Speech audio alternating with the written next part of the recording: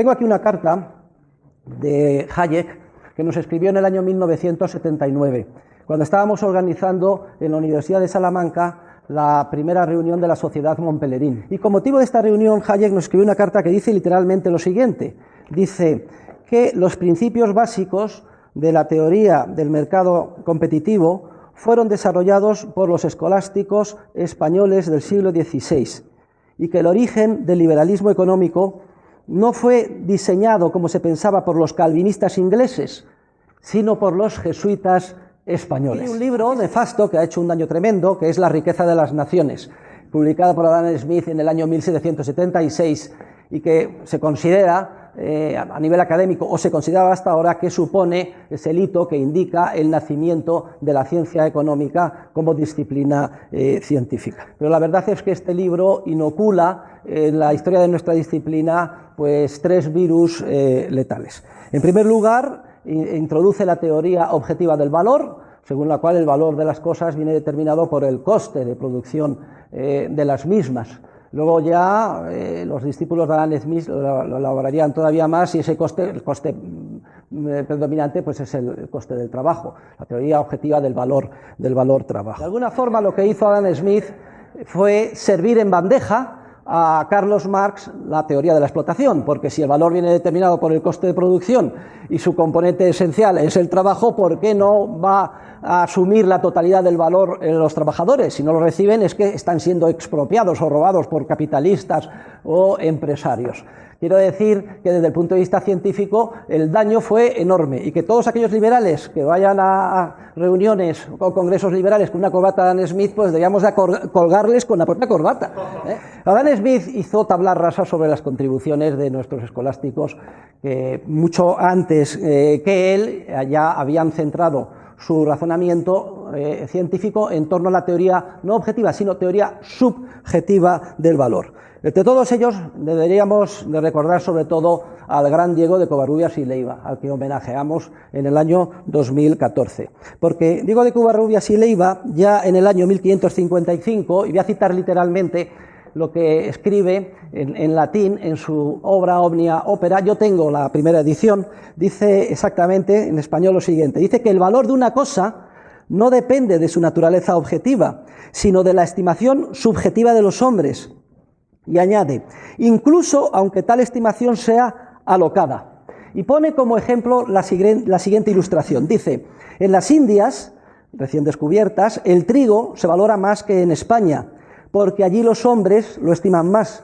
Y ello a pesar de que la naturaleza del trigo es la misma en ambos lugares. Luego, chapó por Diego de Covarrubias. Qué pena que Adam Smith hiciera tabla rasa de esta tradición del pensamiento escolástico subjetivista. El segundo error gravísimo de Adam Smith es el de haber confundido cuál es el nexo adecuado de causalidad, de causa-efecto, entre costes y precios. Claro, Adam Smith se centra en un estado fantasmagórico, final de reposo, un estado de equilibrio, vamos a comentarlo enseguida, en el que precios y costes coinciden. Como además considera que el coste es lo que determina el valor, pues en última instancia la causalidad para él es muy clara. Son los costes de producción los que determinan los precios de mercado. Cuando la ciencia económica ha demostrado que es justamente al revés, es decir, que no son los precios que siguen a los costes, sino que son los costes los que siguen a los precios. Pero lo que es una tragedia es que esto ya se sabe desde el año 1544, porque otro grandioso escolástico, Luis Sarabia de la Calle, además escribió sus obras no en latín, sino en castellano. Su obra más importante se titula Instrucción de mercaderes. Entonces ya concluye su análisis diciendo lo siguiente, cito literalmente, dice, los que miden el justo precio de las cosas, según el trabajo, costas y peligros del que trata o hace la mercadería, yerran mucho. Porque el justo precio nace de la abundancia o falta de mercaderías, de mercaderes y dineros, y no de las costas, trabajos y peligros.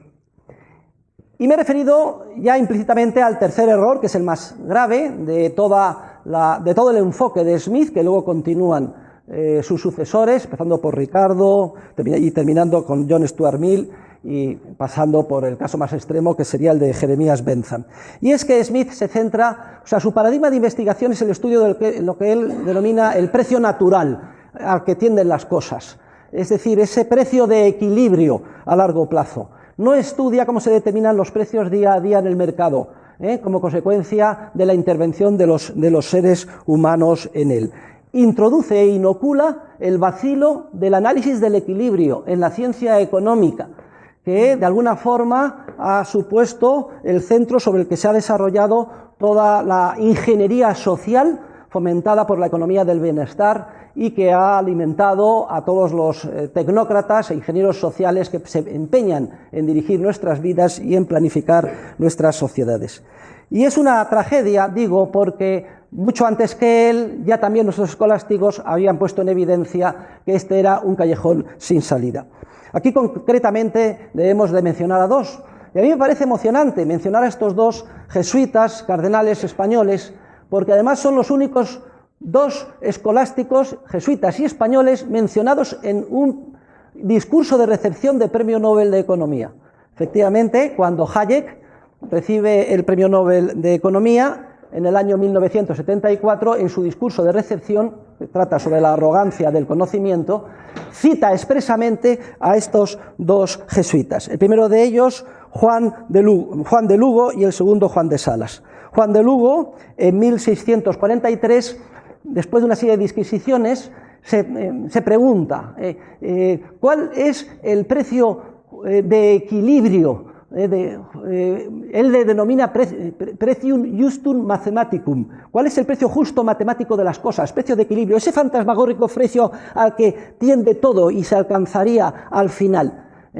Y concluye, dice literalmente, que pretium justum mathematicum licet soli deo notum.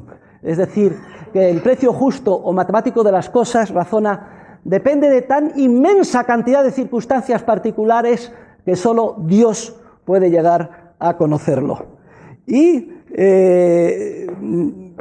Juan de Salas, en 1617, unos pocos años antes, pues también cuestiona, ¿puede llegar el gobernante, el rey o sus funcionarios a hacerse con la información concreta que en cada circunstancia particular de tiempo y lugar generan los seres humanos cuando tratan denodadamente de sacar adelante sus familias, sus vidas, sus empresas?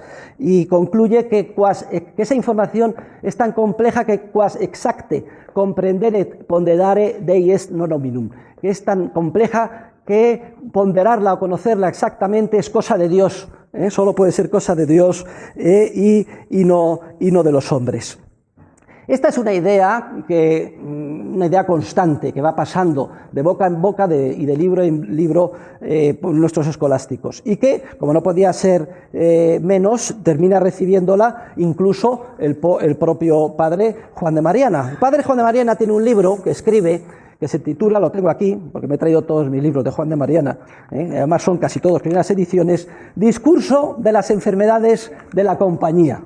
Y en este libro desarrolla la idea que previamente de manera embrionaria habían propuesto Juan de Lugo y Juan de Salas, en el sentido de que es imposible que el gobernante desde arriba pueda hacerse con la información de primera mano que vamos generando los seres humanos de a pie cuando intervenimos en el mercado.